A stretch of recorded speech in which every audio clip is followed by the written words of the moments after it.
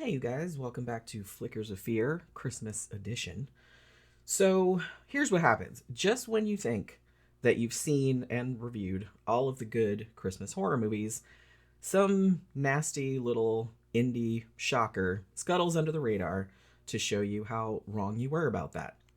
So, I had seen the thumbnail for this movie, which is from 2020, and it's a British film, and it's called Hosts. I had seen the thumbnail several times while kind of scrolling through the horror movies on Tubi, but I guess like the image didn't really like compel me to watch it, or the title or anything because it sounded kind of generic. And I didn't even realize that it was a Christmas movie until I saw it turn up on like one of those Rotten Tomatoes lists of like best Christmas horror movies or whatever. So now that I've watched it though, it kind of makes me mad that I slept on this one for so long because this is a really, really good Christmas horror movie. It's bloody, it's super savage, and I feel like it's just perfectly executed on what I imagine was probably a minuscule budget. So Hosts was directed by Richard Oakes. He also co-wrote the story with Adam Leader. Now, I'm going to say that the movie, it bears a superficial resemblance to another British Christmas horror movie from 2018 called Await Further Instructions, which I have reviewed previously, which is also excellent if you haven't seen it. The similarities being, like, both of the movies are almost entirely set in one house, and both of them deal with, like, a family Christmas dinner that goes horribly awry, like when supernatural forces of some kind intervene. However, unlike Await Further Instructions, which kind of had more of like a sci-fi body horror kind of angle and played a lot more with kind of the very contentious or the fractured relationships between the family members, Hosts kind of utilizes a more ambiguous hint of the paranormal, perhaps demonic, although we're not entirely sure. And it kind of uses that to craft this very straightforward, very violent, almost kind of like survival style horror with, just some great scenes of just like tension. You know what I mean? It's just like a very, very tense movie. It also uses the likability of its characters, unlike Await Further Instructions, where a lot of the characters were not likable. This one, all the characters are very likable, and it uses that to kind of pull the rug out from under you and like punch you in the gut like multiple times. So at the beginning of the movie, we meet Jack, who is a seemingly amiable bloke. Now we assume that he works as like a train engineer because he drives like an empty train into this deserted station and then gets off. And we're presuming that he's heading home for the holiday, like after his shift or after work or whatever. So while he's crossing a field on the way home, he runs into his older friend and also neighbor, whose name is Michael. And Michael is out hunting pheasant, and he's wearing a Santa suit, as you do. I guess he does it every year, like he says something about it. Now, the two of them like have a real pleasant chat. Now, it comes to light that not only has Michael been out shooting pheasant like for Christmas dinner that night, like for his wife to cook or whatever, but he has also invited Jack and his girlfriend Lucy to eat with him and his family that night.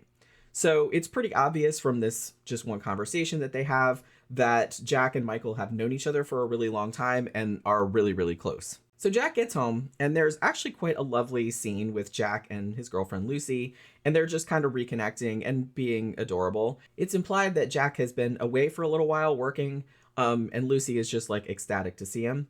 So the two of them, I mean, they seem like ridiculously in love, and the characterization here is just so, so good. Like in just this one brief scene, which is maybe not even 5 minutes long, we just get the complete measure of these two as people, like the whole nature of their relationship. And we also grow to like genuinely like them, which I feel like is a feat that a lot more expensive movies never seem to be able to accomplish. Like likable characters, I get that it's hard to do that, but a lot of movies don't have them. But this one I think is one of its strengths, and also the thing that makes it like a really, really effective horror movie. So Jack and Lucy are kind of bantering back and forth. Jack gives Lucy one of her presents, which is like he made her this plaque that he's telling her like how proud he is of her. And I guess she just got a job like as a primary school teacher or elementary school teacher, I guess we would say in the US. And, she's just going to be great at it and all this other stuff. And she just thinks that's adorable, which it is. And Lucy gives Jack this ugly sweater. It's not the ugliest Christmas sweater I've ever seen. It's just kind of like low key ugly. And she's like, you have to wear this like to the dinner tonight. and everything. Now, Jack is very good natured about it. He kind of like makes a big show. It's like, oh, do I have to and stuff? But he's like smiling about it. So of course he's going to do it. This movie, though, does not fuck around. And something goes wrong like just moments afterward. So Lucy kind of glances over his shoulder and thinks that she sees something through their glass doors that like lead to the backyard. She says it looks something like a couple of small flashlights like bobbing around in the back garden. So they think maybe there's like intruders or something like that, right? So Jack goes out into the backyard to check what's wrong. He just like pokes around out there in the trees in this janky old shed like on their property, but he doesn't see anybody or, or anything.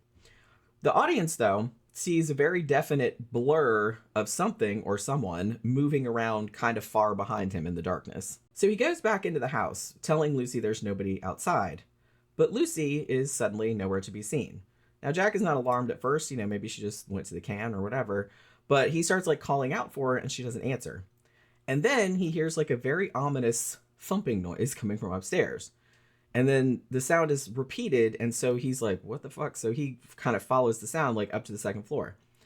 Now, just outside their bedroom door, he hears Lucy in the bedroom, like, kind of gagging and choking, like, making sounds like that. So, of course, he's very alarmed, and he bursts into the room, and she's in there, like, lying on the bed, like, on her back, and her mouth is, like, wide open, and this bright blue light is, like, coming out of her mouth. So he panics, as you would, and he like kind of jumps on her and he's shaking her and like trying to help or everything, but she just kind of chokes and shudders and this light just keeps shining out of her mouth, like for some reason we don't know what it is. So after that, we then cut to Michael, the older guy from earlier, and his family getting ready for Christmas dinner. So there's him, there's his wife, whose name is Cassie. They have a younger son who's probably about 10, 11, something like that. His name is Ben. And their two adult children who are home for Christmas. Like the girl's name is Lauren, and then her brother's name is Eric. Now, just as with the previous scene with Jack and Lucy, we get to know and like these people almost immediately. Like their interactions feel so natural and so genuine that you can't help but just be like charmed by them. You're like, man, I wish this was my family or whatever. You know what I mean? It's like, it's that kind of thing.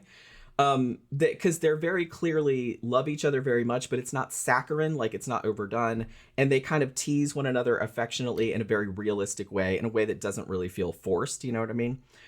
I mean, one of the things that affected me the most about this movie is how sympathetic and how engaging all the characters are. And like I said, that's why that makes it such an effective horror movie, because that makes it all the more emotionally shattering when shit starts to go very, very bad, which it does in quite short order. So Jack and Lucy show up at the dinner, because remember they got invited, and they're right on time, evidently. But it's immediately obvious that something is not right with them. Like, they barely speak when spoken to. They're staring straight ahead without any expression on their faces. And there's also this weird, like, bright pinpoints of light, like, shining in their eyes sometimes. So whatever that strange glow was that was pouring out of Lucy's mouth earlier has very obviously somehow gotten into Jack as well. So Michael and the rest of the family notice how kind of weird their guests are acting, but there's kind of an implication that something might have happened to Jack at some point in the past that's kind of making him moody or upset, like, you know, oh, he doesn't really like this time of year or whatever. So they don't really think too much about it, and they just try to kind of smooth everything over. So everyone sits down to dinner, and even though Jack and Lucy are just sitting there at the end of the table just staring and not eating anything, the rest of the family are just kind of like, you know, conversing freely. They're laughing and joking with one another, and they don't really pay attention to them. Even when Jack gets up from the table and leaves the room without saying anything, which is a little bit rude, right? The family are just kind of like, oh, okay. They just kind of take it in stride, like, well, you know, he's upset or whatever. Like, we're just not going to say anything about it. They figure he's just having a hard time, right? While he's gone, though, something happens that I'm not going to spoil, because this is another movie where you just kind of just watch it, like, don't know what's going to happen ahead of time. Suffice it to say, though, that it was pretty fucking brutal. Not just because how graphic and, like, visceral it is and, like, the violence of it, but also, like, the absolutely merciless, like, timing of it, like, when it happens, and the entire circumstance of who it happens to and, like, who is watching it So that's about all I'm going to say. But yeah, it's pretty fucked up. And don't get me wrong, this is a pretty violent movie. It's not like Terrifier 3 or nothing like that. It's not like super over the top. But I think the violence is more effective because it's kind of doled out at particular times, and it's always against characters that are really likable. So it's like, you know what I mean? Because I kind of feel like this whole movie is as unsentimental toward its characters as the characters themselves are lovable. Does that make any sense? I hope you know what I'm saying. Like I said, it makes it a very effective horror movie, though I will admit that some scenes are kind of rough to sit through for this very reason. You know what I mean? Because these are people that you like, and you're just kind of like horrible shit is happening to them. Like this scene in particular, when I saw it, I knew something bad was going to happen, but you don't know exactly what or like when it's coming or anything like that. And when it happened, I actually winced and I kept going, oh no, oh no. I was really, really upset. Even though I kind of knew what was coming, you know what I mean? And I was just kind of like, man, that was fucking harsh. So after this horrific event, the movie kind of turns into this very nail-biting, like survival type of horror. So with Jack and Lucy kind of psychologically fucking with and variously torturing the family members for some nefarious purpose. So it's made like pretty evident that the couple has been possessed by something, but it's never spelled out exactly what. Like there are hints of different like possibilities, you know, like dropped here and there. Like I said, could be demonic, could be like a bunch of other things, but in the end, it doesn't really matter. Like it's not explained and it doesn't really need to be. It's just enough to know that these formerly very likable people have been taken over by some unknown like evil force that's controlling all their actions. It turns out too later on that there is a reason why Michael and his family were targeted by whatever force this is. But it's not like a super, super important aspect of the plot. Again, it's just kind of like the movie is mainly concerned with showing you these relatively blameless, like nice people being put through like some pretty awful shit. Speaking of awful shit, I would be remiss if I did not highlight the extraordinary practical effects work of Kate Griffiths. She kind of really went all out to make this as gruesome as possible. Like I said, it's not like Terrifier 3 level, like where it's just wall-to-wall gore or anything like that, but there's some set pieces in here that are really good. There's, you know, smashed heads, shotgun blasts, pulled teeth, multiple stabbings, all that kind of stuff. And it all looks really good. So it's like really, really good special effects work. So yeah, I mean, I kind of feel like this one, like I said, kind of flew a little bit under the radar. So if you're in the mood for a Christmas horror that really kind of goes for the throat, just kind of lulls you in with these nice, winsome characters and then destroying everything you love, like right before your eyes, and kind of making you go, fuck, man, that was fucked up. You know what I mean?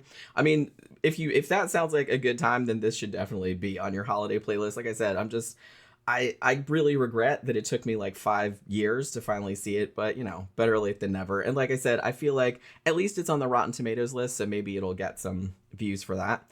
As of this recording, which is right around Christmas of 2024, it's streaming on Tubi for free, at least in the United States. So, you know, get yourself some hot chocolate and some Christmas cookies and go to town. And tell me what you thought about it if you've seen it, because like I said, I really, really dug this one a lot. Like I said, some of the scenes are kind of rough to sit through, but not because of the gore. It's just because the characters are so likable and you don't want to see this horrible shit happening to them. And there's like no redemption, like there's no redeeming thing. It just happens because it happens, you know what I mean? And I think that's like makes it harder to sit through, but it's a really effective horror movie. It's a good Christmas horror movie, and one I don't really hear a lot of people talking about it. So if you haven't seen it, please check it out and let me know what you think about it in the comments. So that will do it for this Flickers of Fear. Hopefully you guys enjoyed this video. Please remember, like, share, comment, subscribe, and all of that business. And I will see you again on the next one. Happy holidays.